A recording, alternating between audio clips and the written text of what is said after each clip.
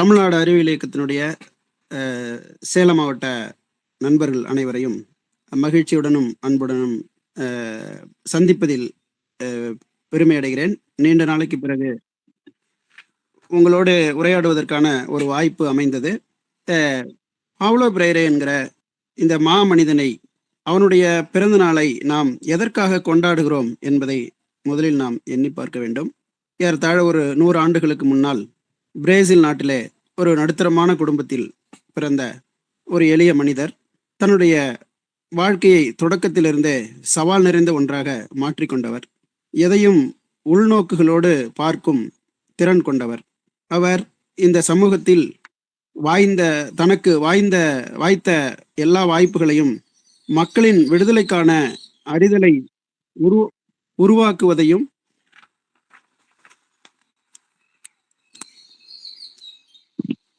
கேக்குதுங்களா? அதை உருவாக்குவதையும் அதனை வளர்த்து எடுப்பதிலும் தன்னுடைய முழுமையான கவனத்தை அவர் பயன்படுத்தினார். இந்த சமூகத்தில் மக்களிடையே காணப்பட்ட வர்க்க வேறுபாடுகளை களைந்து எறிவதில் கல்விக்கான பங்கை அவர் முதன்மைப்படுத்தினார். அந்த பங்கை அறிவதிலும் அதற்கான முன்மாதிரிகளை உருவாக்குவதிலும் தன்னுடைய வாழ்நாள் முழுவதையும் செலவிட்டார். தனக்கு கிடைத்த பல்கலைக்கழக அளவிலான வாய்ப்புகளை எல்லாம் பயன்படுத்தி கொள்ளாமல் மக்களோடு இணைந்து பணியாற்றுவதை நோக்கமாக கொண்டு உலக நாடுகளிலேயே ஒடுக்கப்பட்ட மக்களுடைய எழுச்சியை மிக அதிக அளவில் பிரேசில் நாட்டில் தொடங்கி வைத்த ஒரு மாமனிதராக வளர்ந்தார். பிரேசில் நாட்டில் இருந்த அரசியல் சூழல், அங்கே கல்வி பயின்றவர்கள் மட்டும்தான் வாக்களிக்க முடியும் என்ற நிலை இருந்தது. பெரும்பாலான மக்களுக்கு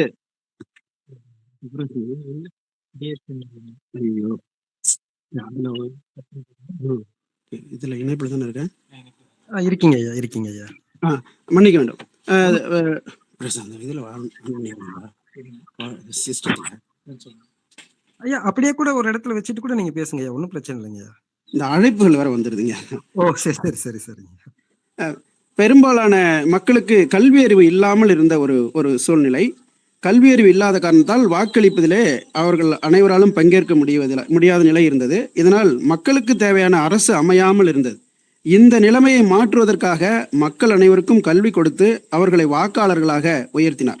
இதன் விளைவாக இவர் இராணுவ புரட்சியின் விளைவாக அங்கு ஏற்பட்ட அரசியல் மாற்றங்களால் அவருக்கு கடுமையான சிறை தண்டனை கிடைத்தது. 4-6 என்ற அறையில், அந்த அளவிலான ஒரு அறையில் பல ஆண்டு காலம் சிறை வாழ்க்கை மேற்கொண்டார். அதன் பிறகு நாடு கடத்தப்பட்டார். இந்த வரலாறுலாம் நமக்கு தெரியும், ஏற்கனவே படித்திருக்கிறோம்.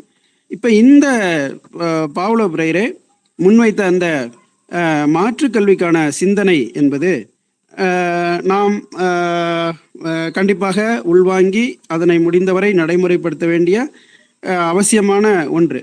இப்போ இந்த ஃப்ரைரேவுடைய கல்வி என்பது இந்த மாதிரி ஒருவர் பேச மற்றவர்கள் கேட்பது என்பதாக இல்லை. அவர் உரையாடல் வடிவ கல்வியைத்தான் நமக்கு வற்புறுத்துகிறார். இப்போ இந்த உரையாடல் வழி கல்வியின் வாயிலாக தான் நாம் கற்பிக்க விரும்புவதை கற்பிக்க வேண்டியவர்களுக்கு கற்பிக்க முடியும் என்பது அவருடைய கருத்து. அதே போல அவர் இந்த மனப்பாட கல்வி என்ற முறைக்கு மாற்றாக பிரச்சனை அடிப்படையிலான கல்வி முறை என்று ஒன்றை அறிமுகப்படுத்துகிறார். இந்த பிரச்சனை அடிப்படையிலான கல்வி என்பதை ஏற்கனவே நம்முடைய சமூகம் தன்னுடைய இனக்குழு வாழ்க்கை முறையில் பின்பற்றி கொண்டிருந்த ஒன்றுதான். காலப்போக்கில் ஏற்பட்ட அறிவியல் நவீன மாற்றங்களால் அந்த போக்கை கொஞ்சம் கொஞ்சமாக கைவிட்டு இப்போது நமக்கு சற்றும் நெருக்கமில்லாத ஒரு கல்வி முறையில் நாம் சிக்கிக்கொண்டு தவித்து கொண்டிருக்கிறோம். இந்த சூழ்நிலையில் இந்த பிரச்சனை அடிப்படையிலான கல்வியை எப்படி நாம் அனைத்து தளங்களிலும் பயன்படுத்துவது என்பது குறித்து தான் நமக்கு ஒரு புரிதல் தேவை. எனவே இந்த வாய்ப்பை, நமக்கு அமைந்திருக்கிற இந்த வாய்ப்பை நாம் ஃப்ரைரேவுடைய வழியில் வெறும் கருத்துரையாக இல்லாமல் கலந்துரையாடலாக அமைக்கலாம் என்று நினைக்கிறேன். ஏனென்றால் ஃப்ரைரே தனக்கு பேச வாய்ப்பு கிடைக்கிற எந்த இடத்தையும் தான் பேசுவதற்காக பயன்படுத்தி கொள்ளாமல் அதனை உரையாடல் வடிவமாகத்தான் மாற்றினார். அவரை 1978ஆம் ஆண்டில் இந்தியாவுக்கு அழைத்திருந்தார்கள். அங்கிருந்து இங்கு வந்து அவர் மேடையில் ஏறி நின்று கொண்டு மக்களைத்தான் நீங்கள் பேசுங்கள் என்று சொன்னார். ஏனென்றால் அவர் நம்முடைய பிரச்சனைகளை வெளிக்கொண்டு வருவதைத்தான் நமக்கான பணியாக அவர் நினைத்தார். அவர் முன்னிலையில் நாம் நம்மை குறித்து சிந்திப்பதை காலத்தின் தேவையாக அவர் கருதினார். ஆக அப்படி ஒன்றைத்தான் நாமும் கூட உருவாக்க வேண்டும்.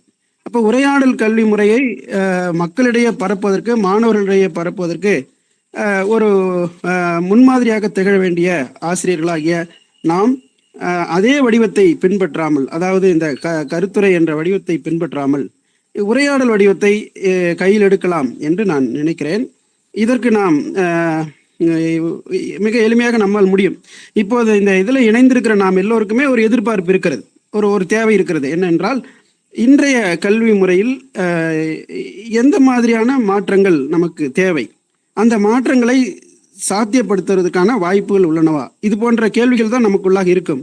இந்த கேள்விகளுக்கான விடையை தேடிதான் நாம் இங்கே இணைந்திருப்போம் என்று நம்புகிறேன். இந்த அடிப்படையில் நமக்குள்ளாக இருக்கிற பல வகையான கேள்விகளுக்கு பிரேரவிடம் பதில் இருக்கிறது. எனவே நாம் கேள்விகள் வாயிலாக இந்த நிகழ்ச்சியை எஞ்சி இருக்கிற நேரத்தை நாம் பயன்படுத்தி கொண்டால் நாம் எல்லோருக்குமே அது பயனாக இருக்கும் என்று நம்புகிறேன். எனவே நமக்குள்ளாக இருக்கிற கேள்விகளை நாம் தொடுத்தால் அதற்கு பிரேரே என்ன பதில் சொல்கிறார் என்பது அவருடைய, நான் படித்த வகையில் நான் அவருடைய ஒடுக்கப்பட்டோர் விடுதலைக்கான கல்வி முறை என்ற புத்தகத்தையும் யதார்த்தத்தை வாசித்தலும் எழுதலும் என்ற புத்தகத்தையும் படித்திருக்கிறேன். இவைதான் தமிழில் வந்திருக்கின்றன. இது இல்லாமல் அவர் பல நூல்களை எழுதியிருக்கிறார்.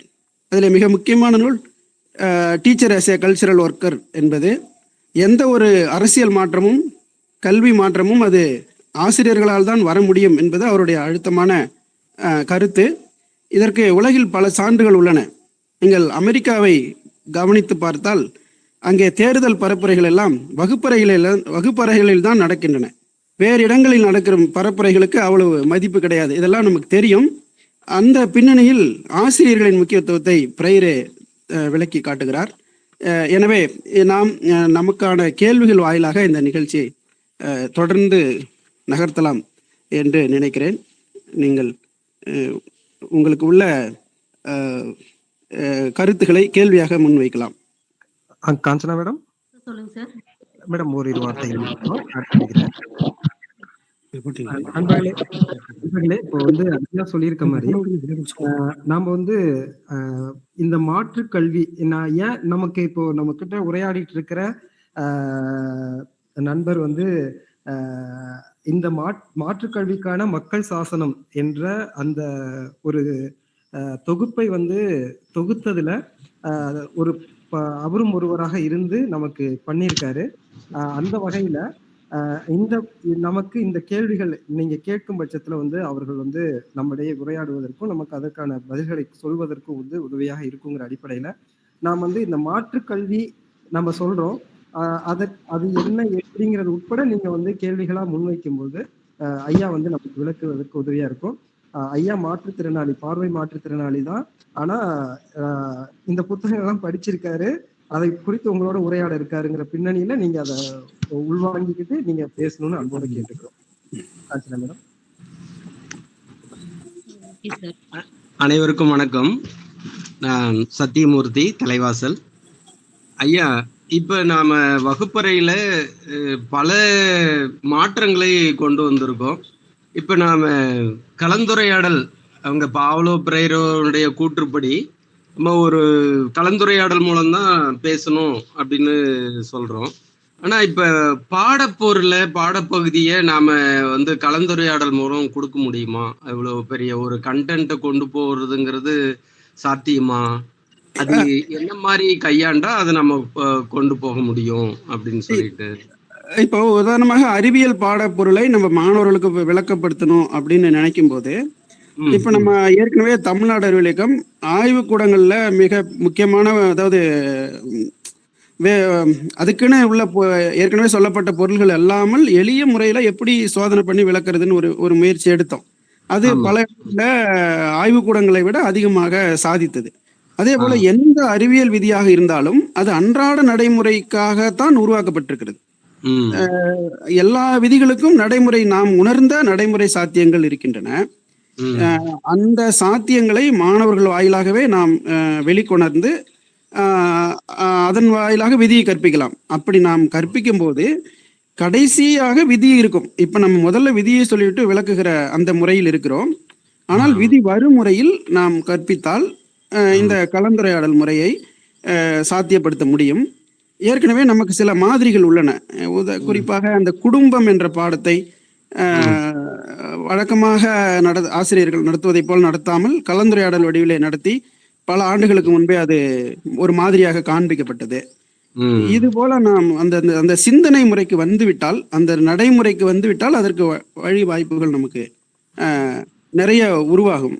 பாடப்பகுதியில் ஆசிரியர்கள் வந்து நிறைய முன்னாடியே முன்கூட்டியே திட்டமிட்டு இது என்ன மாதிரிலாம் கேள்வி கேட்கலாம் என்பதையெல்லாம் தொகுத்து அந்த அடிப்படையில பாடப்பகுதியை பாடப்பொருளை கொண்டு போகணும்ன்றீங்க. ஆமா ஆமா ஆமா ஆமாங்க. அதுக்கு மாதிரிகள் இருக்கு. உலகம் முழுவதிலும் பல மாதிரிகள் இருக்கு நமக்கு.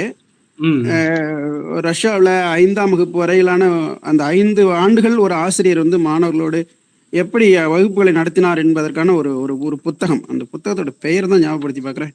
அதெல்லாம் அந்த புத்தகத்துல வந்து கிட்டத்தட்ட ஒரு பல்கலைக்கழக அளவுக்கு மாணவர்களுக்கான அறிவை ஒரு 5 ஆண்டுகளுக்குள்ள ஒரு ஆசிரியர் தருகிறார். ஆனால் அதை அவர் வகுப்பறை என்ற அளவில் இல்லாமல் அந்த அந்த அந்த வாழிடம் அல்லது அதை சுற்றிய எல்லா இடங்களுக்கும் மாணவர்களை அழைத்து சென்று அந்த கல்வியை அவர் கொடுக்கிறார். அது மாதிரி மாதிரிகள் நிறைய இருக்கின்றன. அவற்றை நாம் முயற்சி பின்பற்றலாம்.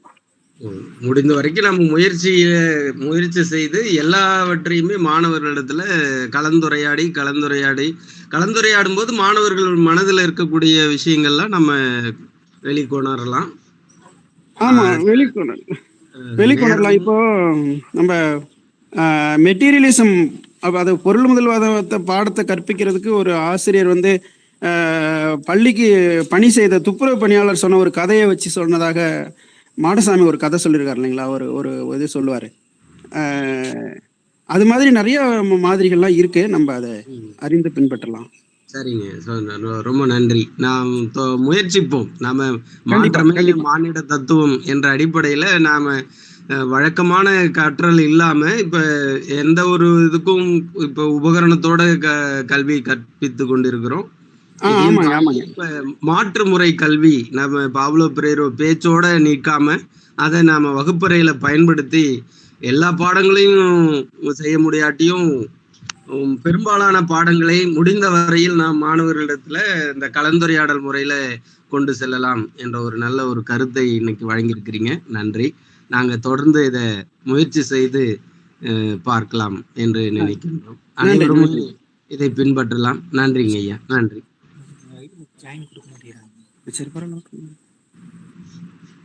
நன்றி சத்தியமூர்த்தி சார்.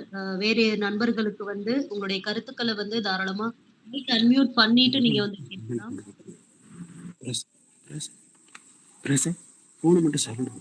நண்பர்களே, ஐயா வந்து பாவ்லோ பிரேயரோட அந்த வழிமுறையில இந்த கருத்தரங்கம் இருக்கணும்னு நினைக்கிறதுனால அவரை குறித்தோ அல்லது அந்த கல்வி முறை குறித்தோ முழுமையான ஒரு இதை உங்ககிட்ட சொல்லல.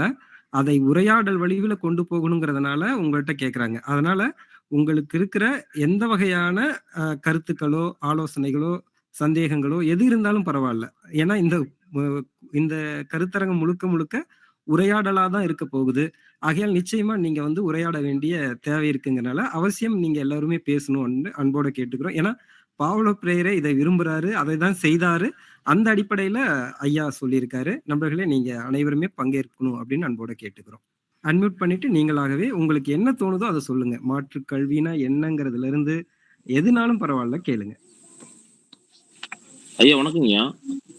வணக்கம், சொல்லுங்க. ஐயா பெரியசாமி பேசுறேங்கய்யா. சொல்லுங்க.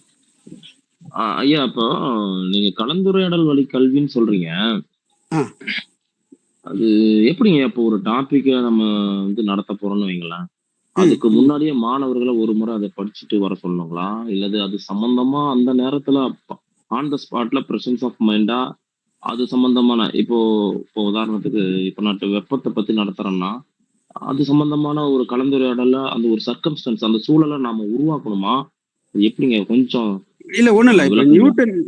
இப்ப நம்ம நியூட்டன் விதிகளை கற்பிக்கும் போது அந்த இப்போ அதுக்கு அது அந்த மாதிரி நியூட்டன் விதியோ வேற ஏதோ நம்ம எல்லா அறிவியல் விதிகளுமே நடைமுறையோடு பொருந்தியதா தானே இருக்கு. அப்போ அந்த நடைமுறை செயல்பாடுகள்ல இருந்து நம்ம இப்போ ஒரு பந்து எறிகிற காட்சி இருக்குல்ல, அது ஆமாங்க. அந்த மாதிரி நடைமுறையை ஒட்டி நம்ம ஆரம்பிச்சு அந்த அதுக்குள்ளாக மாணவர்களுடைய சிந்தனைகளை கொண்டு வந்து இப்ப அவங்களே பல கேள்விகளை நம்ம கிட்ட கேட்பாங்க. ஆ. அந்த கேள்விகளுக்கான பதிலாக நம்முடைய பாடத்தை நம்ம அமைக்கலாம். இது ஓ. இது குறித்தான ஏற்கனவே நம்ம வந்து நிறைய இதுக்கு குறித்தான புத்தகங்கள் வந்துருச்சு. நிறைய அந்த அறிவியல் செயல்பாடுகள், அறிவியல் விஷயங்களை எப்படி எளிமையா மாணவர்களுக்கு சொல்றது, கணித பாடங்களை எப்படி வந்து அவங்களுக்கு, அதாவது அவங்களுக்கு இசைவா நடத்துறது, ஒரு ஒரு ஒரு அது மாதிரி நிறைய வந்துருச்சு.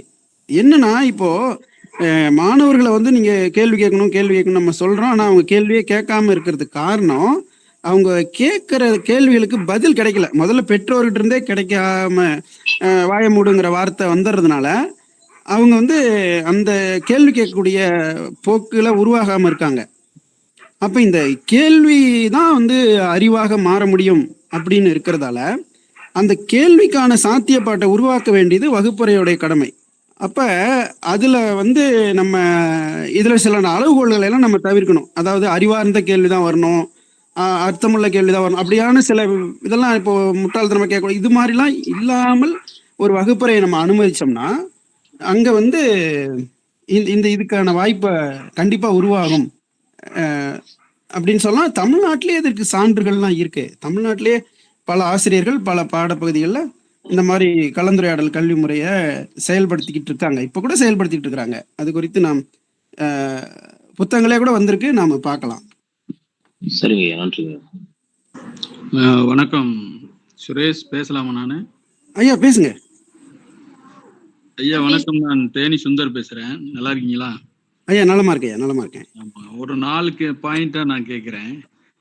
ஒண்ணு வந்து வங்கி கல்வி முறை அப்படின்னு ஏன் சொன்னாரு, அப்புறம் வந்து நேமிங் த வேர்ல்டு, உலகை பெயரிடுதல் அப்படின்ற கான்செப்ட் என்ன, அப்புறம் மௌன கலாச்சாரம் அப்படின்ற விஷயம். அவருடைய கல்வி முறை வந்து ஒடுக்கப்பட்டோரின் விடுதலைக்கான கல்வி முறை அப்படின்னு சொல்றாரு. அப்ப கல்வி ஒடுக்கப்பட்டோரின் விடுதலைக்கு எந்த விதத்துல உதவியா இருக்கு? அவருடைய கல்வி முறை என்ன செஞ்சதால அவர் வந்து அரசின் மிகப்பெரிய அச்சுறுத்தலுக்கு ஆளானாரு, சிறை வைக்கப்பட்டாரு அப்படின்ற ஒரு 4 இதை மட்டும் என்னுடைய கேள்வியா முன் வைக்கிறேன். நன்றி. நன்றிங்கய்யா. முதல்ல வந்து இந்த வங்கி முறை கல்வி அப்படிங்கிறது இது நம்ம என்னன்னா, வங்கியில் நம்ம பணம் போட்டு எடுக்கிற மாதிரி மாணவர்கள்ட்ட ஒரு தகவலை பாடம் நடத்தும்போது கொடுக்குறோம், தேர்வு நடத்தும்போது அவங்கள்ட்ட இருந்து வாங்கிக்கிறோம். அப்போ இதுக்கும் வங்கிக்கும் நமக்கும் வந்து பணம் போடும்போது இருக்கும் உறவு இருக்கும், பணத்தை விட்டு எடுத்துட்டோம்னா உறவு இருக்காது. அது மாதிரி மாணவர்களுடைய மூளையில் நம்ம பாடத்தை கொடுக்குறோம், அப்புறம் திரும்ப எடுத்துக்கிறோம். அப்போ அவங்கள்ட்ட வேற ஒன்றுமே இருக்கிறது இல்லை. அப்படிங்கிறதுனால தான் இதை வங்கி முறை கல்வின்னு சொன்னார். அப்போ என்னவாக இருக்கணும்னா அது வந்து பயன்பாட்டு கல்வியாக இருக்கணும். அவங்க கற்ற பிறகு வாழ்நாள் முழுவதும் அது அவர்களுக்கு பயன்படக்கூடியதாக இருக்கிற மாதிரியான ஒரு கல்வி முறை இருந்தால் அதுதான் நமக்கு ஏற்புடைய, நமக்கு தேவையான ஒரு கல்வியாக இருக்க முடியும் அப்படின்னு சொன்னார். அதுதான் பிரச்சனை அடிப்படையிலான கல்வி அப்படின்ட்டு சொன்னார். இப்போ ஒரு காட்டில் வாழக்கூடிய மனிதன் காட்டில் உள்ள உயிரினங்களோட, அங்கே உள்ள இயற்கை சூழலோட பொருந்தி வாழ வேண்டிய கல்வியை கற்க வேண்டிய அவசியம் இருக்கு.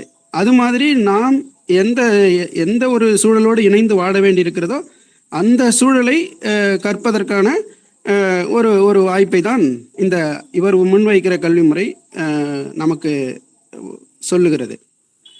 அடுத்தது இந்த மௌன கலாச்சாரம் அப்படின்னு சொல்லி அவர் என்னத்தை சொல்றாரு அப்படின்னா, இப்போ இதே தான், அதாவது ஒருவர் பேச மற்றவர்கள் கேட்பது அப்படின்னு ஒரு போக்கு இருக்கு. இது வந்து எல்லா இடத்துலையுமே தொடருது. அதாவது பார்த்தோம்னா இப்போ பேச வேண்டிய இடத்துல பேசாம விட்டுறது, அதாவது வகுப்பறைன்னு கிடையாது, பல்வேறு இடங்கள்ல நடக்கக்கூடிய விரும்பத்தகாத விஷயங்களை நாம் அப்படியே அவதானித்து கொண்டு அடுத்து நகர்ந்து போயிடுறோம். அதனுடைய விளைவுகள் நம்மையே நேரடியாக தாக்கினால் கூட அது குறித்தான எந்த விதமான அதிர்வையும் ஏற்படுத்தாமல் நாம் கடந்து போயிடுறோம். இப்போ இந்த மாதிரி போக்கு தான் வந்து இந்த சூழல், இப்போ இந்த ஆதிக்க முறை, ஒடுக்குமுறை இதெல்லாம் இருப்பதற்கு இந்த குரல் கொடுக்காமை அதுதான் காரணமாக இருக்கிறது அப்படின்னு அவர் வந்து சொன்னார். அதனால இந்த மௌன கலாச்சார முறை மாறி ஒரு உரையாடல் கலாச்சார வடிவம் வரணும் அது வந்து பார்த்தீங்கன்னா யாரையும் அமைதியாக பேசாம மௌனியா இருக்கக்கூடிய சூழலை உருவாக்காது. எல்லா இடத்துலையுமே மக்களுடைய குரல்கள் உறவாடக்கூடிய வாய்ப்பு ஏற்படும். அங்கே வந்து இந்த இந்த மானுட மேன்மை வந்து நிலை பெறுவதற்கான அடித்தளம் உருவாகும் அப்படிங்கிற அடிப்படையில் அவர் சொன்னார். அப்புறம் இந்த பெயரிட்டு அழைத்தல், இந்த உலகை பெயரிட்டு அழைத்தல் அப்படிங்கிற ஒரு முக்கியமான ஒரு கருத்தை அவர் பிரையரை முன்வைக்கிறாரு. இது என்னன்னா, இப்போ இந்த இருக்கிற எல்லா பொருள்களுக்கும், எல்லா முறைகளுக்கும், எல்லா விதிகளுக்கும் எதா இருந்தாலும் சரி, இதுக்கெல்லாம் யார் பேர் வைக்கிறாங்கன்னு கேட்டால் ஒரு அறிவு சமூகம் தான் பேர் வைக்குது. அப்போ இந்த பேர் வைக்கிறதுங்கிறது இந்த அறிவு, அதாவது ஆதிக்க சமூகம் அல்லது அது அறிவு கூட ஒரு ஆதிக்கம் தான். அது வந்து மக்களுடைய உணர்வுகளை பிரதிபலித்து மக்களுக்கான சமத்துவத்தை உருவாக்காத நிலையில் அறிவு கூட ஒரு ஆதிக்க சக்தியாக தான் இருக்கிறது. அந்த வகையில் இந்த பெயரிட்டு அழைத்தல் என்பதற்கு யாரும் உரிமை கொண்டாடக்கூடாது. இந்த பெயரிட்டு அழைத்தல் என்பது எல்லாருக்குமானதாக மாற வேண்டும். அப்படி வந்து இப்போ ஒடுக்கப்பட்ட மக்கள் ஒன்றுக்கு பெயரிடும் போது அதனை உள்ளார அதை புரிந்து கொண்டு பெயரிடுவார்கள். அந்த அவர்கள் பெயரிட்ட அந்த ஒரு ஒரு ஒரு கருத்தியலின் மீது அவர்கள் நிலைத்து நிற்க முடியும். அதனால நாம் இந்த இப்போ இந்த நாம் பேர் வச்சிருக்கிறோங்களா, கல்வி, விடுதலை, முன்னேற்றம், இது மாதிரிலாம் நிறைய நம்ம பேர் வச்சிருக்கிறோம்ல. இதே இந்த இதுக்கு வந்து இவங்க பேர் வச்சாங்கன்னா, அதாவது ஒடுக்கப்பட்ட மக்கள் பேர் வச்சாங்கன்னா அது வேற மாதிரி இருக்கும் அப்படின்னு சொல்றாரு. உதாரணமாக இப்போ நம்ம குடிகாரர்கள் இருக்காங்கல்ல, நாட்டில் குடிகாரர்கள் இருக்காங்க. குடிகாரர்கள்லாம் யாரு, அவங்களால நாட்டுக்கு நன்மையா தீமையா அப்படின்னு நம்ம ஒரு கேள்வி கேட்டோம்னா இதுக்கு அறிவு சமூகம் என்ன பதில் சொல்லணும்னா, அவங்க வந்து நாட்டுக்கு தீமை விளைவிக்கக்கூடியவர்கள், அவங்களால நாட்டுக்கு பயனில்லை, நாட்டினுடைய அதாவது நாட்டினுடைய வளம் வீணாகுது என்றெல்லாம் நாம் சொல்லுவோம். ஆனால் இது வந்து குடிகாரர்கள் இது ஒரு கருத்து சொல்கிறாங்க. உண்மையாகவே நாட்டின் உழைப்பாளிகள் நாங்கள் தான், எங்களுடைய உழைப்பு இல்லைன்னா நாட்டினுடைய வளம் இல்லை அப்படின்னு சொல்கிறாங்க. இப்போ இது உண்மையா பொய்யா அப்படின்னு நம்ம பார்த்தோம்னா, உண்மையாகவே உழைத்து களைத்து அதனுடைய சோர்வை அயர்வை போக்குறதுக்கு தான் அவங்க குடிக்கிறாங்க என்ற அந்த பின்னணியில் அது இதுக்கு விதிவிலக்குகள் இருக்கலாம், அது வேறு. ஆனால் கண்டிப்பாக இதனுடைய மெய்மை இல்லாமல் இல்லை. அப்போ அந்த மெய்மையை நாம் பார்க்கும்போது இப்போ நம்முடைய பார்வை ஒரு பொருள் குறித்தான உலகின் பார்வையே மாற வேண்டிய தேவை இருக்கிறது இல்லவா? இப்போ இதுதான் இந்த பெயரிட்டு அழைத்தல் அது தொடர்பான செயல்பாடு என்பதை இப்படித்தான் அவர் வந்து முன்வைக்கிறார். அதே போல் இந்த விடுதலைக்கு கல்வியினுடைய பங்கு என, கல்வி எப்படி விடுதலைக்கு பங்காற்ற முடியும் என்ற ஒரு கேள்வியை கேட்டிருக்கிறார். பிரேரேவுடைய முக்கியமான மைய கருத்து அதுதான். இந்த விடுதலைக்கான கல்வி என்பதை ஒடுக்கப்பட்ட மக்கள் தான் உருவாக்க வேண்டும் என்கிறார். ஆக இப்போது உருவாக்கப்பட்டிருக்கிற கல்வி இது மக்களின் விடுதலைக்கு உதவாது, துணை செய்யாது என்பது அவர் கருத்து. ஏனென்றால் இதனை ஆதிக்க வர்க்கத்தினர் தான் உருவாக்கி இருக்கிறார்கள் என்பதனால். எனவே இந்த ஒடுக்கப்பட்ட மக்களால் உருவாக்கப்படும் கல்வி எப்படி இருக்கும் என்றால் அது அவர்கள் தங்களை உணரும் கல்வியாக இருக்கும் என்கிறார். இப்ப ஏன் ஏழையாக இருக்கிறேன் என்று ஒரு மனிதன் தன்னைத்தானே நினைத்து கொள்ளும் போது அவனுக்கு முதலில் வந்து விழுகிற செய்தி அது என்னுடைய தலைவிதி என்பதாகவோ, அல்லது என்னுடைய இதெல்லாம் சொல்லிக் கொண்டிருக்கிறேன் என்னுடைய முற்பிறவின் விளைவு என்பதாகவோ தான் இருக்கும். அது அல்லாத அவனுடைய அந்த நிலைமைக்கு காரணம் வேறு என்ன, உண்மையான காரணம் என்ன என்பதை தேடுகிற ஒரு எண்ணப்போக்கை அவனுக்குள்ளாக உருவாக்குகிற ஒரு கல்வி. அப்படியான ஒரு கல்வியை அது அவனால் தான் உருவாக்க முடியும், ஒடுக்கப்பட்ட மனிதர்களால் தான் உருவாக்க முடியும். அப்படி உருவாக்கப்பட்டால் அந்த கல்வி அனைவருக்குமான விடுதலைக்கான கல்வியாக இருக்க முடியும் என்கிறார் பிரேரே.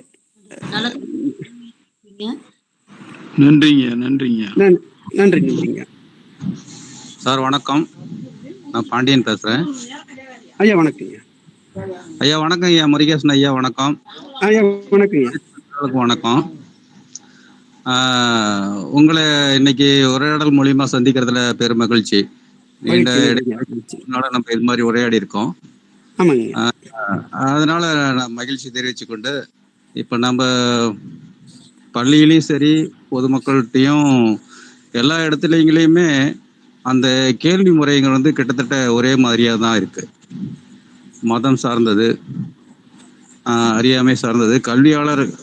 கல்வியை ஒரு பட்டம் பெற்ற நபராக இருந்தாலும் சரி, ஆசிரியராக இருந்தாலும் சரி, சராசரியா பார்க்கும்போது 50% அறிவு சார்ந்த கேள்விகளா, அதான் அறிவு சார்ந்த புரிந்துணர்வு வந்து குறைவாக தான் இருக்குது. அந்த வகையில் நம்ம அறிவியல் இயக்கத்தில் செயல்படுறதுனால இதை நான் சொல்கிறேன். நம்ம மக்கள்கிட்ட சந்திக்கும் போது குழந்தைங்கள்கிட்டே கேள்விகள் வருது. எப்படின்னா, கள்ள சாராயம்னு சொல்கிறோம்.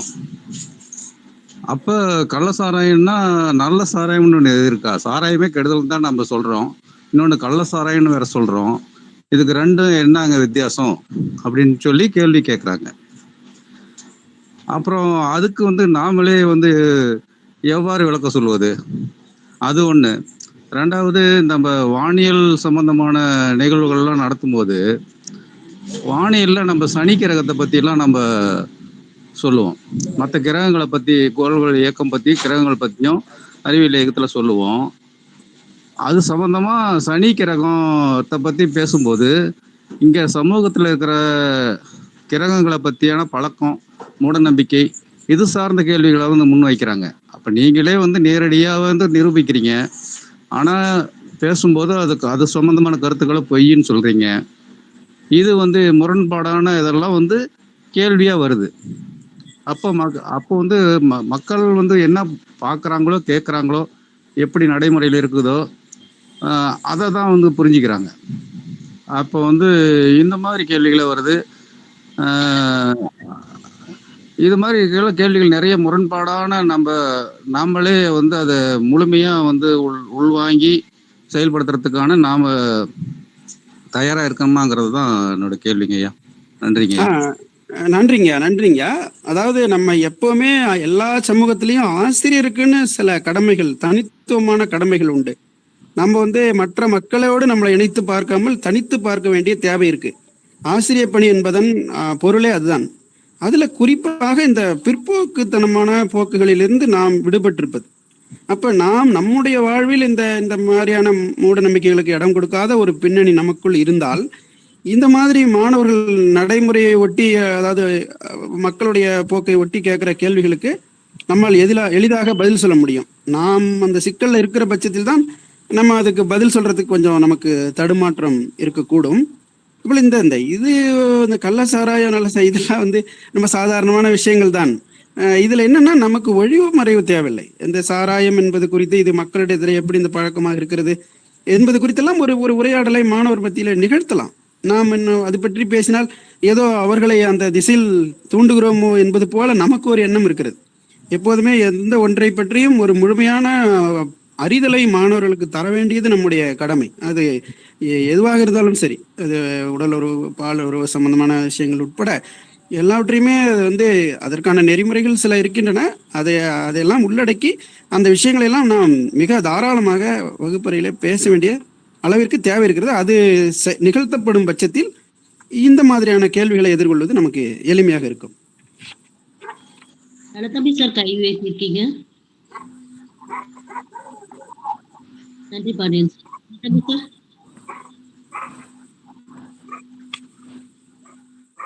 முருகேசன் சார் வணக்கம். ஆமா வணக்கம் சார். என்னோட பேர் காஞ்சனா. நான் வந்து ஒரு ஒரு சில விஷயங்கள் வந்து உங்ககிட்ட வந்து கேட்கணும் சார். இந்த பாவ்லோ ஃப்ரைரேல வந்து பொருளற்ற கல்வின்னு ஒண்ணு சொல்லியிருக்காங்க. பொருளற்ற கல்வி அப்படின்னா என்னன்றது வந்து எனக்கு வந்து நீங்க அதுக்கு வந்து நீங்க வந்து எனக்கு கொஞ்சம் தெளிவுபடுத்துங்க ஐயா. அது மட்டும் இல்லாம இது பொதுவான கேள்வி. நான் வந்து எம்எஸ்சி பிஎட் முடிச்ச ஒரு விலங்கியல் துறை ஆசிரியை. அனைத்து பாடங்களையுமே கலந்துரையாடல், பிசிக்ஸ் கெமிஸ்ட்ரி ஓகேங்க ஐயா, அண்ட் பயாலஜி பாட்னி கூட ஓகேங்க. ஜுவாலஜி அப்படிங்கும் பொழுது அதை எப்படி நம்ம கலந்துரையாடல் வழியில வந்து பசங்கள்ட்ட எடுத்துட்டு போறது? ஏன்னா ஜுவாலஜி அப்படிங்கும் போது up to 6th to 8th 7th வரைக்குமே நார்மலான சிலபஸ் தான் இருக்கு. 8th 9th மேல அப்படிதான் ஒரு சிலபஸ் வந்து கொஞ்சம் கொஞ்சம் இன்க்ரீஸ் ஆகும் பொழுது இதை கலந்துரையாடல் வழிகள்ல பர்டிகுலரா சொல்லணும் அப்படின்னா அந்த பாடி சேஞ்சஸ், எதனால பாடி சேஞ்சஸ் ஆகுது, ஸோ இந்த மாதிரி நிறைய விஷயங்கள்லாம் இருக்கும், எக்ஸ்பிளனேஷன்லாம் நிறைய இருக்குங்க. அது வந்து நாங்க ஸ்மார்ட் டிவில வந்து அந்த 3D அனிமேஷன் வீடியோ போட்டு காட்டும் பொழுதே வந்து எப்படி வந்து அதை எப்படி பசங்க அண்டர்ஸ்டாண்ட் பண்ணிப்பாங்கன்ற பாடம் எடுக்கிறதெல்லாம் ஈஸியா எடுத்துடுறோங்க. அந்த ஒரு இதுக்குள்ளார வந்து போறோம், தயக்கன்றதை தாண்டி இதை எப்படி நம்ம கலந்துரையாடல் வழியில நம்ம எடுத்துட்டு போறது அப்படின்றது வந்து என்னோட கேள்வி. ஏன்னா எல்லா பாடங்களுமே கலந்துரையாடல் வழியில போக முடியுமா, வாய்ப்பு இருக்கா அப்படின்றது தாங்க என்னோட கேள்வி. நன்றிங்கம்மா. இப்போ பொருளற்ற கல்வி அப்படின்னு சொல்றது என்னன்னா, இப்போ நம்ம வந்து ஒரு ஒரு ஒரு கல்வி திட்டத்தை பாடத்திட்டத்தை உருவாக்கும் போது அந்த பாடத்திட்டத்துக்குன்னு ஒரு துல்லியமான நோக்கம் இருக்க வேண்டும். இப்போ ஏற்கனவே ஒரு விஷயம் தெளிவுபடுத்தப்பட்டிருக்கிறது. எதிர்காலத்தில் மாணவர்கள் மேற்கொள்ளுகிற பணிச்சூழலுக்கும் அவர்கள் இப்போது கற்கிற கல்விக்கும் பெருமளவில் தொடர்பு இல்லை என்பது அநேகமாக பல கல்வியாளர்களும் சொல்றாங்க. அதை நம்ம பார்க்கும்போது இந்த பொருளற்ற கல்வி என்பதை நாம் எளிதாக புரிந்து கொள்ள முடியும். அப்போ யார் நமக்கு இப்போ அடிப்படையில் நமக்கு என்ன தேவையோ அதை நாம் கல்வியாக கொடுக்காமல் நாம் விஷயங்களை சில வடிவங்களை உருவாக்கி வைத்துக்கொண்டு அந்த கல்வியை கொடுத்து கொண்டே இருக்கிறோம். நமக்கு வரலாறு என்றால் ஒரு லட்சக்கணக்கான கோடிக்கணக்கான ஆண்டுகளுக்கு முன்பு இருந்தான அந்த விஷயங்களை அப்படியே அது நம்ம உருவாக்கி கொண்டு அந்த அரச ஆட்சி முறை பற்றியெல்லாம் சொல்லுவதுதான் வரலாறு என்று நாம் அப்படி நினைக்கிறோம். ஆனால் வரலாறு என்பது சமகால வாழ்க்கை முறையை கற்பதிலிருந்து அதை அறிவிப்பதிலிருந்து தொடங்க வேண்டும். இப்படிலாம் செய்தால் இது பொருளுடைய கல்வியாக மாறும். இப்படி ஒவ்வொரு விஷயத்தையுமே நாம் யோசிக்கலாம். எதற்காக கணிதம் படிக்கிறோம், எதற்காக அறிவியல் படிக்கிறோம் என்ற கேள்விக்கு பதில் இருக்க வேண்டும். அந்த பதிலில் அவர்கள் நிறைவடைய வேண்டும். அந்த பதில் அவர்களுக்கு பயன்படுவதாக இருக்க வேண்டும். அது அப்படி இருந்தால் இந்த பொருளற்ற கல்வி என்ற அந்த நிலை தவிர்த்து நாம் பொருளுடைய கல்வியை நாம் கற்பிக்க முடியும். அப்படி பார்த்தால் பாடத்திட்டங்களை எல்லாம் நாம் மாற்றி அமைக்க வேண்டிய தேவை இருக்கும். அதை எளிமையாக செய்யலாம். அதற்கு அந்த மனம் இருந்தால் போதும். ஏன் சொல்கிறேன் என்றால் பல உலக நாடுகளிலும் இத்தகைய கல்வி முறை இருக்கிறது. அது அதையெல்லாம் நாம் தெரிந்து அதற்காக நம்ம நாட்டில் குழுக்களை எல்லாம் அமைக்கிறார்கள், வெளிநாடுகளுக்கெல்லாம் அனுப்புகிறார்கள். பின்லாந்து நாட்டுக்கு கூட கல்விக்காக பார்வையிடெல்லாம் சென்றிருந்தார்கள். ஆனால் அங்கே என்ன கற்றுக்கொண்டார்கள், அதை இங்கே ஏன் நடைமுறைப்படுத்தவில்லை என்ற கேள்விகளுக்கு இன்னும் மௌனமாகவே இருக்கிறோம். ஆக இந்த இடங்களெல்லாம் நிரப்பப்பட்டால் இதற்கெல்லாம் நமக்கு விடை கிடைக்கும். அதேபோல் இந்த அவங்களே சொன்னாங்க, இது இந்த உடலியல் மாற்றங்கள் தொடர்பான கல்வி என்று அது மாணவர்களின் அந்த ஒரு விஷயமே போதும். அதை வைத்துக்கொண்டே நாம் பலவற்றை கற்பித்து விட முடியும். அதாவது உரையாடல் வடிவம் என்பது அதை நாம் நன்றாக அது நம்முடைய வசதிக்கேற்ப நம்ம அதை அமைத்துக் கொள்ளலாம். என்னென்றால் மாணவர்களை உள்ளடக்கிய ஒரு கல்வி, கடைசி வரை 1 மணி நேரமும் நாமே பேசுவது, மாணவர்களே கேட்டுக்கொண்டே இருப்பது என்ற நிலையில் அல்லாமல் அவர்களை அதிகபட்சமாக நம்மை விட கூடுதலான நேரம் பேச வைப்பது. அந்த பேச்சு என்பது ஒரு கேள்வியாகவோ அல்லது அவர்கள் தெரிந்து கொண்ட ஒரு கருத்தாகவோ, அந்த கருத்து தவறாக கூட இருக்கலாம், அது அப்படி இல்லை, இதுதான் சரியானது என்று நாம் சொல்லும் வகையில் இருக்கலாம். இப்படியாக அது ஒரு படிநிலை அமைப்பு முறையை கொண்டது. அதை நம்ம செயல்படுத்தினால் அவர்களுக்கு அது எளிமையாக அது புரிந்து கொள்வதற்கு வாய்ப்பு இருக்கும். ஆனால் இந்த விலங்கியல் பாடத்தை பொறுத்தவரை நீங்கள் மற்ற பாடங்களை விட எளிமையாக மாணவர்களோடு அதை கலந்துரையாடல் வடிவத்தில் நடத்தலாம். ஏனென்றால் இது அவர்களை பற்றி தான் நீங்கள் நடத்துகிறீர்கள். நீங்கள் மற்ற வேதியியல் உயிரியலை விட இன்னும் அழகாக இந்த பாடங்களை எல்லாம் நம்ம இந்த விலங்கியல் பாடத்தை நாம் நடத்த முடியும். நாம் அதற்கு ஆயத்தமாகலாம். அதற்கு அதிகபட்சமான வாய்ப்புகள் இருக்கின்றன. அதனால் நாம் முயற்சி செய்யலாம். நம்ம எல்லோருக்குமே இந்த பொறுப்பு இருக்கிறது, நாம் முயற்சி செய்யலாம். நன்றிங்க ஐயா. சார் நலத்தம்பி சார், ரொம்ப நேரமா கை உயர்த்தி இருக்கீங்க. நலத்தம்பி சார், நண்பர்களே, கேள்விகள், உங்களுடைய கருத்துக்கள் இருந்தா நீங்க தாராளமா உங்களோட மைக்கை அன்மியூட் பண்ணிட்டு நீங்க பேசலாம். ஐயா வணக்கம் ஐயா. சார் கேளுங்க சார். ஐயா வணக்கம், நான் செங்கோட்டையில் பேசுறேன். ஐயா சொல்லுங்க. ஐயா, இப்ப நம்ம இது மாற்றுக்கல்வி சார்ந்து நம்ம பேசுறதுனால ஒரு சின்ன ஒரு அறிமுகத்தோட உங்களுக்கு சொல்லலாம்னு நினைக்கிறேன்.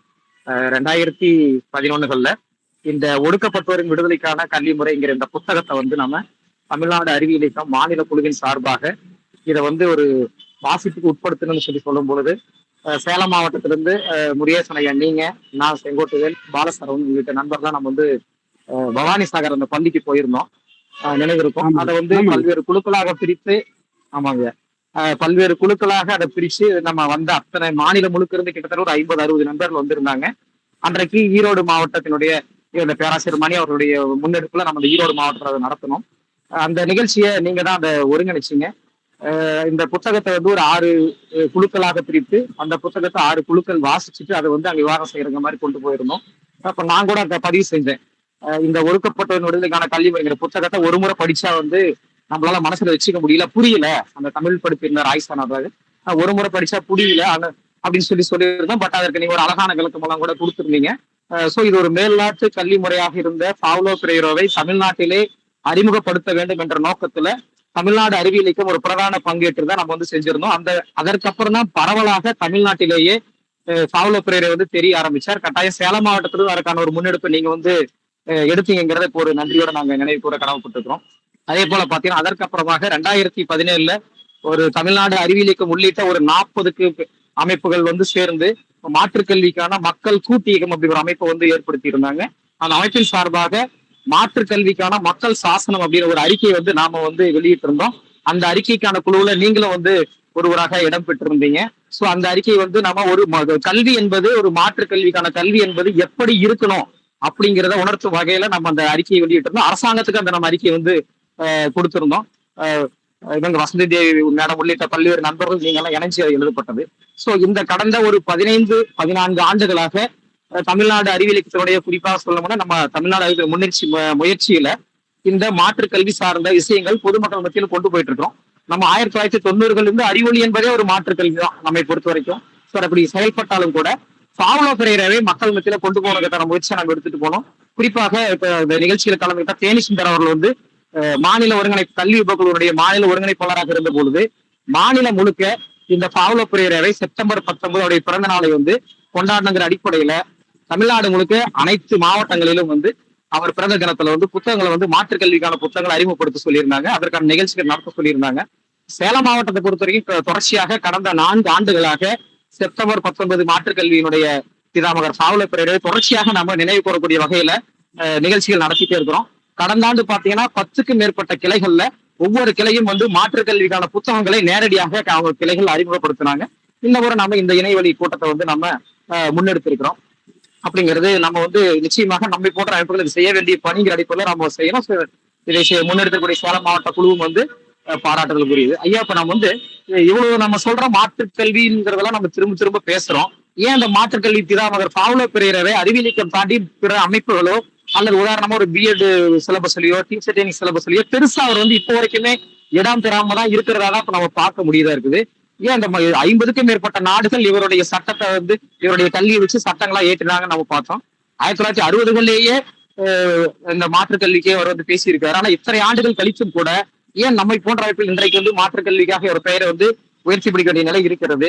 இதற்கான காரணம் என்னவா இருக்கு? இதை வந்து நம்மை போன்ற அமைப்புகள் இன்னும் எப்படி கொண்டு போகணுங்கிறதையும் நீங்க நினைச்சு சொன்னா நல்லா இருக்கும். தேங்க்யூ. நன்றிங்க.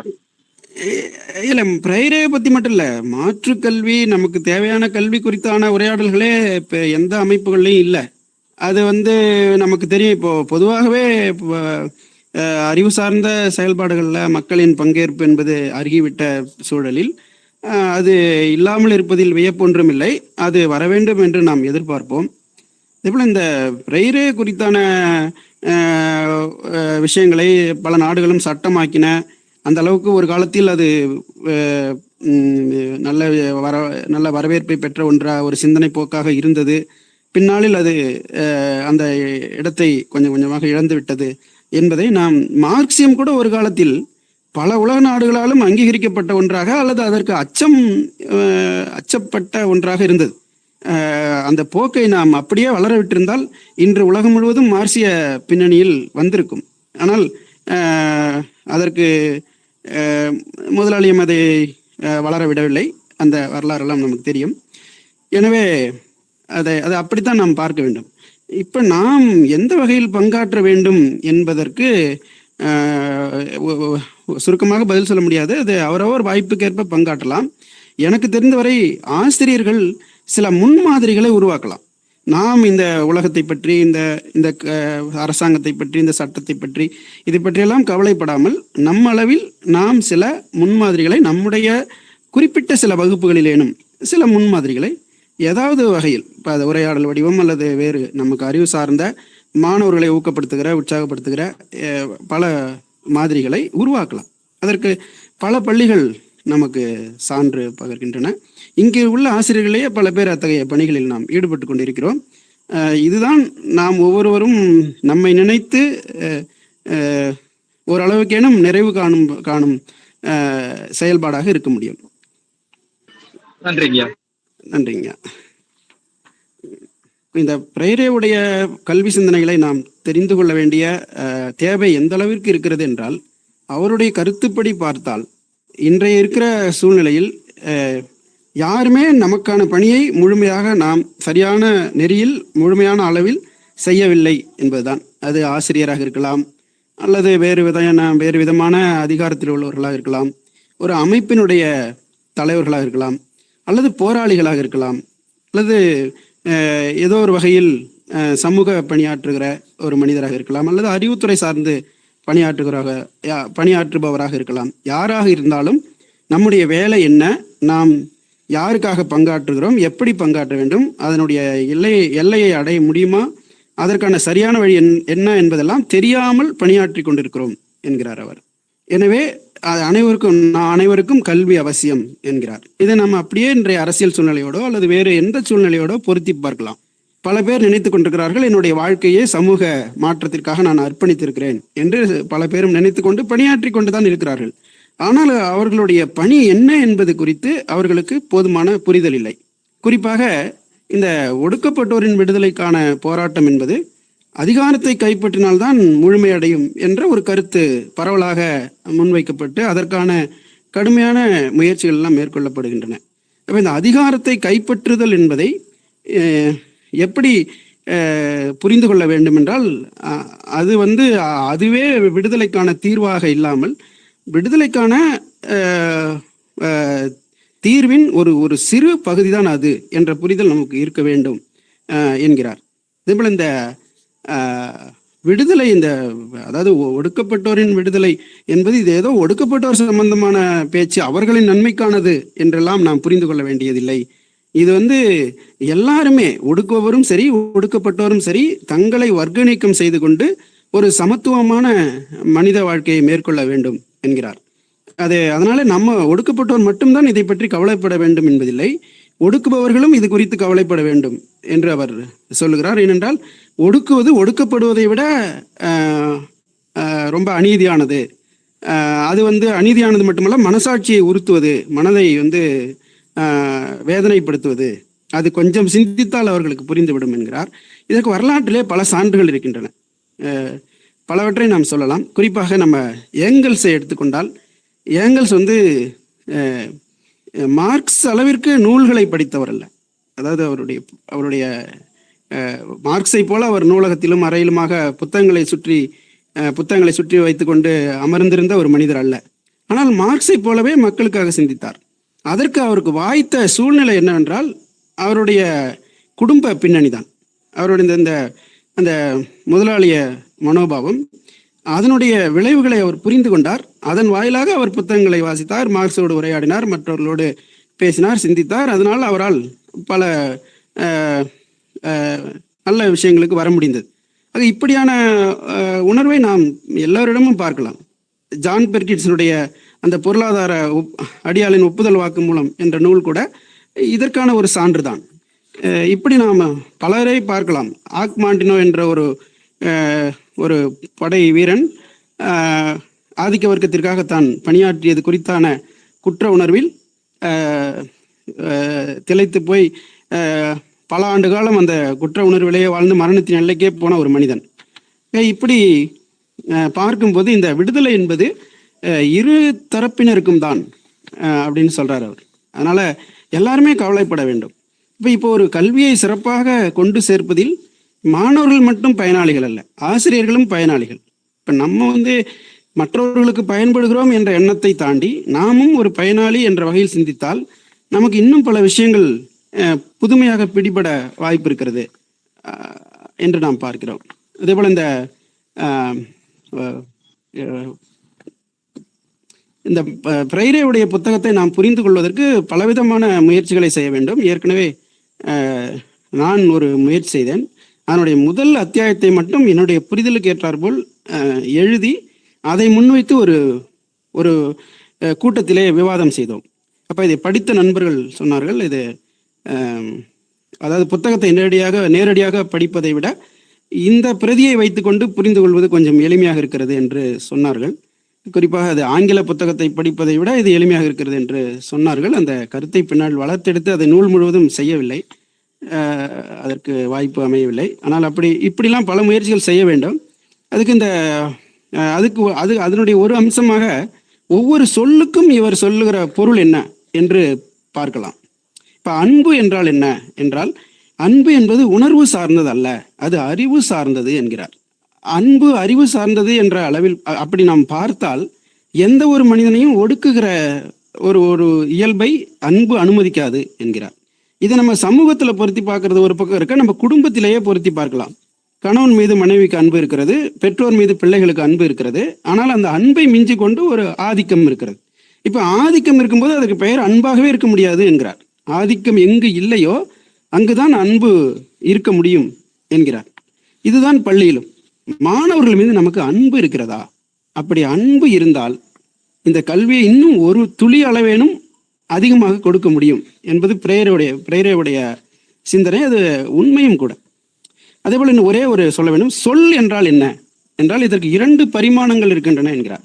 ஒன்று அந்த சொல் உணர்த்தும் பொருள், இரண்டாவது அந்த பொருள் முன்வைக்கும் செயல். இப்ப ஒரு சொல் எங்கே முழுமை அடைகிறது என்றால் அது அந்த சொல் முன்வைக்கும் செயலை நிறைவேற்றுவதில் என்கிறார்.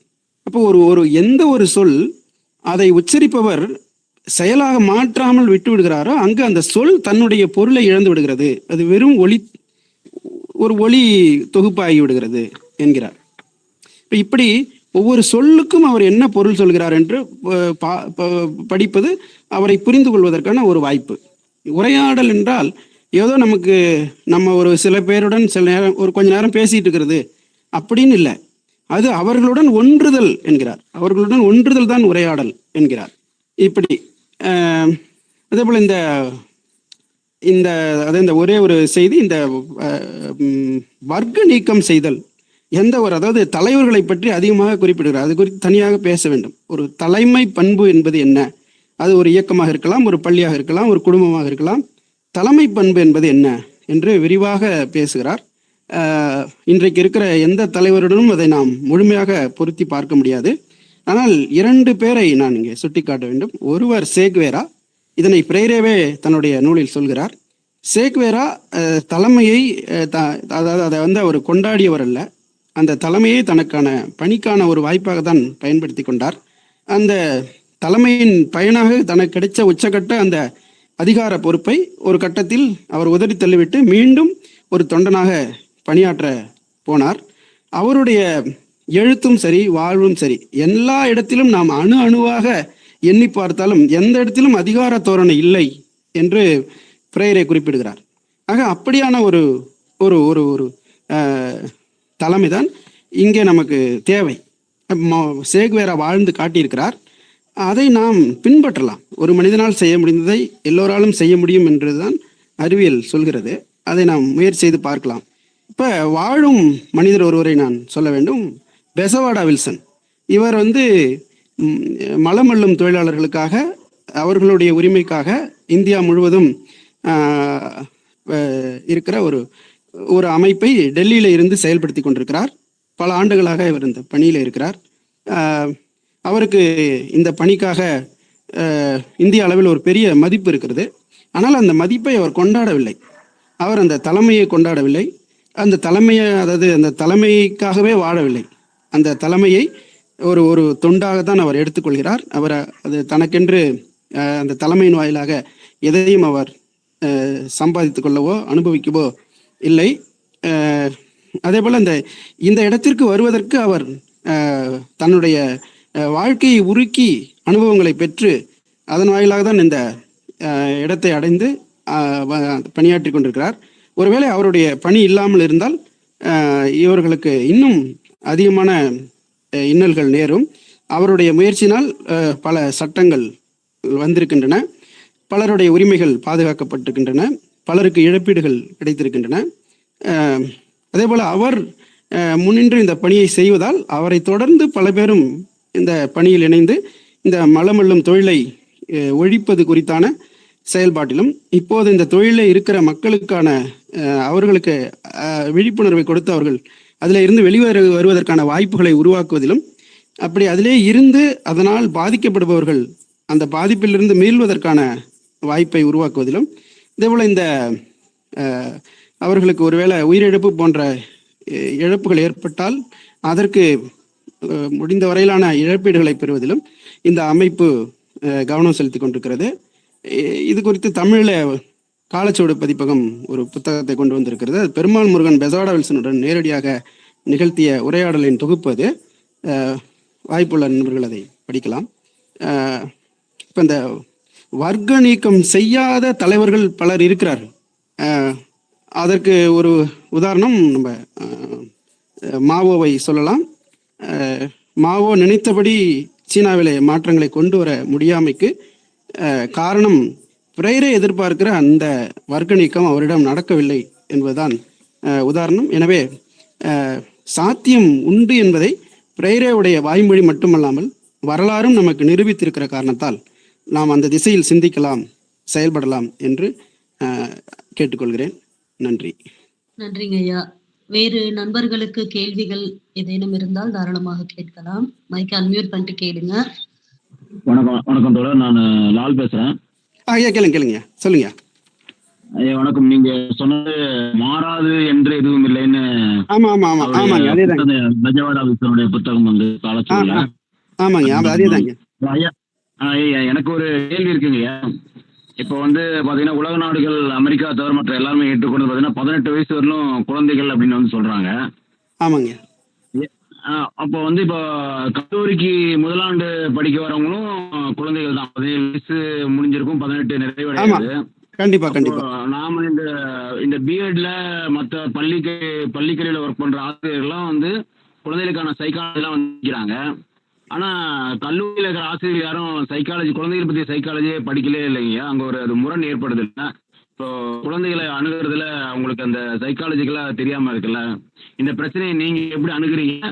இதை வந்து எப்படி நம்ம வந்து அதை வந்து கோரிக்கை வைக்கலாங்களா? அதை வந்து கல்லூரி ஆசிரியர்களும் வந்து சைக்காலஜி, குழந்தைக்கான சைக்காலஜி கோரிக்கை வைக்கலாம். இல்ல, அதான் குழந்தைக்கான கல்வியின் உளவியல், மாணவர் உளவியலே நமக்கு தெரிந்து கொள்ள வேண்டிய அவசியம் இருக்கிறது. அதாவது எந்த மாணவருக்கு எந்த படிப்பை சொல்லித் தருவது, முதுகலை கல்வி வரை, ஆராய்ச்சி கல்வி வரை எதையும் சொல்லித் தருகிற ஆசிரியருக்கு உளவியல் கல்வி அவசியம். அது இருந்தால்தான் கல்வி சிறப்பாக இருக்கும். கண்டிப்பா அந்த கல்வி இல்லாதனால விளைவுகள் இருக்கின்றன. ஏனென்றால் மாணவர்களை புரிந்து கொள்ள முடியாதால் அவர்கள் தொடுவதையெல்லாம் நமக்கு தவறாகவே படுகிற அந்த சூழ்நிலை அவர்களுக்கு எப்படி பல சிக்கல்கள் இருக்கின்றன. ஏன் இந்த சிக்கல் வந்து வெளிப்படையா தெரியலன்னா, யாரும் தவறாக நினைக்கக்கூடாது, பள்ளிக்கூடத்திலையும் அந்த உளவியல் கல்வி பயன்படல. அவங்க படிச்சிருக்காங்க, ஆனா அது பயன்படல. அதனால அந்த வேறுபாடு, அங்கும் இதே பிரச்சனை இங்கும் இதே பிரச்சனைன்னு இப்படி கடந்து போயிருமே தவிர, பள்ளியில் அது முழுமையாக பயன்படும் பட்சத்தில் கல்லூரியில் அதன் இல்லாமை, அதன் பற்றாக்குறை மிக நன்றாக வெளிப்படும். எனவே அது அவசியம். இதை கோரிக்கையாக வைக்கலாம். கல்லூரி ஆசிரியர்களுக்கு கண்டிப்பாக உளவியல் கல்வி அவசியம். நிச்சயமா அது இருந்தால் இன்னும் கூட நமக்கு கல்வி மேம்படும். அது நம்ம நிச்சயமாக அதை பற்றி வருங்காலத்தில் குரல் எழுப்பலாம். நன்றி தோழர். நன்றி ராஜ். நண்பர்கள் வேறு யாராவது கேள்விகள் இருந்தா கண்டிப்பா மைக் அன்மியூட் பண்ணிட்டு கேளுங்க. மேடம் கடைசியா வச்சிருங்க, இறுதி கேள்விக்கு போயிடலாம், ரொம்ப நேரம் ஆகுது. இறுதி கேள்வியா வச்சுக்கலாம். இறுதி கேள்வியா வச்சுக்கலாம். சரி சார். நண்பர்கள் இறுதியாக வந்து உங்களோட கேள்விகளை கேட்கலாம். ஐயா வணக்கம். பெரியசாமிங்க. சொல்லுங்க ஐயா. இப்போ நீங்க மாற்றுக் கல்வியின் பிதாமகன், உரையாடல் வழி கல்வியை தொடரலாம், அதன் மூலமா வந்து மௌன கருத்துங்களா ஒண்ணு சொன்னீங்க, மௌன கலாச்சாரத்தை மாத்தலாம். மௌன கலாச்சாரம் மாதிரி மற்றபடி அவனும் கேள்வி கேட்க ஆரம்பிக்கிறான். கல்வி முழுமை பெறுது அப்படின்னு சொல்ல வரீங்க, ரைட்டுங்களா? இப்போ அது வந்து கல்விக்கு பொருந்தது. ஆனா நான் என்னுடைய இது சொல்றேன், ஒரு சில விஷயங்கள் நம்ம என்னதான் சொன்னாலுமே அதை வந்து ஏட்டு சுரக்காயா தான் மாணவர்கள் பாக்குறாங்க. நம்ம சொல்றதை அதை அப்படியே ஃபாலோ பண்றாங்களா, அதை கேட்கறாங்களா அப்படின்றத நம்ம அனலைஸ் பண்றதை விட அவன் அடுத்தது என்ன பண்றான், ஒரு சமூக ரீதியான தாக்கங்களை தான் அதிகமா விரும்புறான். இது செய்யாத, இது தவறு, இது அறிவியல் பூர்வமான சிந்திச்சா இது பலன் இல்லை அப்படின்னு நம்ம சொல்றோம். பட் அதை வந்து அவன் வெளியில போயிட்டு அவங்க அதிக முக்கியத்துவம் கொடுக்குற மாதிரி இருக்கு. ஸோ அந்த வகையில பார்க்கும்போது அது அந்த மாதிரி பிரச்சனை. இப்போ எல்லாரும் சமம், இப்போ சமத்துவம் சொல்றோம், அரசியல் சொல்றோம். ஆனா வெளியில போனவங்கன்னா அவன் இன ரீதியாகவோ அல்லது வர்க்க ரீதியாகவோ சிந்திக்க ஆரம்பிக்கிறான். மத்தவங்க சொல்றத அப்படியே உள்வாங்குறான். நம்ம சொல்றதை விட அவங்க சொல்றது மத்தவங்க வெளியில பதில் சொல்றதை பெருசா முக்கியத்துவம் கொடுக்குறான். அப்போ இந்த கல்வி முறையில நம்மளுடைய பங்கு குறைவா இருக்கிறதா அல்லது கல்வி திட்டம் சரியா இல்லையா? இந்த இடத்துல பாவ்லோ பிரேயர் என்ன அவருடைய பங்களிப்பு ஏதாவது இருக்குங்களா? அதாவது இது இப்படி பண்ணா அது மாற்றலாம், நம்ம என்னதான் சொன்னாலும் வெளியே போய் அவன் பழையபடி ஆகிறானே, அதுக்கு ஏதாவது மாற்று? இல்ல அதுதான், அதாவது கல்வி என்பது பள்ளியில் மட்டும் கற்பிக்கப்படுகிற ஒன்றாக அல்லாமல் சமூகத்தாலும் கற்பிக்கப்படுகிற ஒன்றாக மாறினால் இந்த இந்த இந்த இதுல இருந்து நம்ம விடுபட முடியும். இப்ப என்னன்னா, நம்ம பள்ளியில கிடைக்கிற அனுபவத்தை வாழ்க்கையில நடைமுறைப்படுத்தணும் அப்படிங்கிற ஒரு போக்கு இருந்தால் இதுக்கு மாற்று கிடைக்கும். இப்ப எப்படி இருக்குன்னா, வெளியில இருக்கிற அனுபவத்தை தான் வகுப்புக்கு கொண்டு வராங்களே தவிர வகுப்புல இருக்கிற அனுபவத்தை வெளியில கொண்டு போல. அதுக்கு தாக்கம் அதிகம். நேரம் மற்ற எல்லா உறவுகள் எல்லாமே அது அவங்கள தாக்குறதுனால அவங்க அந்த மாதிரி யோசிக்கிறாங்க. இப்ப இதுக்கு பிரேயர் சொல்றது என்னன்னா, மாணவர்களுக்கு நெருக்கமான கல்வியை கொடுத்தோம்னா இதுக்கு மாற்ற முடியும் அப்படிங்கிறாங்க. இது வேற ஒன்றும் இல்லை. இப்போ நம்ம ஒரு ஒரு ஒரு 10ஆவதுக்குள்ள அல்லது 12ஆவதுக்குள்ள இவ்வளவு மூட்டையா இப்படி பல விஷயங்களை நம்ம கற்றுக் கொடுத்துடணுங்கிற அந்த அந்த வேட்கை இருக்குல்ல, அது அல்லாம நம்ம எளிமையான சில அடிப்படையான விஷயங்களை அவங்களுக்கு கற்றுக் கொடுக்கணும் அப்படின்னு முடிவு பண்ணும்போது அவங்கள கல்விக்குள்ள நம்ம முழுமையா ஈடுபடுத்தி அதன் வாயிலாக அவங்களுடைய வாழ்வியல் கல்வி அப்படின்னா இப்போ அது அது குறித்தான உரையாடல்களை மட்டும் நிகழ்த்தும் போது அவங்க மனதில் அதை பதிய வைப்பதற்கு வாய்ப்பு இருக்கு. அது முடியும், அது நம்மளால முடியும். இது இப்போ நம்ம ஏற்கனவே நம்ம பார்த்துருக்குறோம், மகிழ்ச்சிகரமான வகுப்புகளை நம்ம நடத்தி காமிச்சிருக்கிறோம். அதாவது நம்மளுடைய அறிவியல் சோதனைகள், அது கணக்கு மினிக்கும்னு நம்ம ஒரு வகுப்பு கொண்டு வரோம். அதில் மாணவர்கள் நல்லா ஆர்வமாக இருக்காங்க. அதாவது பிடிக்காத கணித பாடத்தை பிடிக்கும் பாடமாக மாத்துறோம். அதே மாதிரி இந்த வழக்காறு அவங்க இந்த இங்க கத்துக்கிறத அங்க போயிட்டு நடைமுறைப்படுத்தாம அந்த ஏதாவது ஒரு சார்புக்கு உள்ளாயிடுறாங்க அப்படிங்கிறது இருக்குல்ல. இது நம்ம சூழ்நிலைக்கு சவாலான ஒன்றுதான்.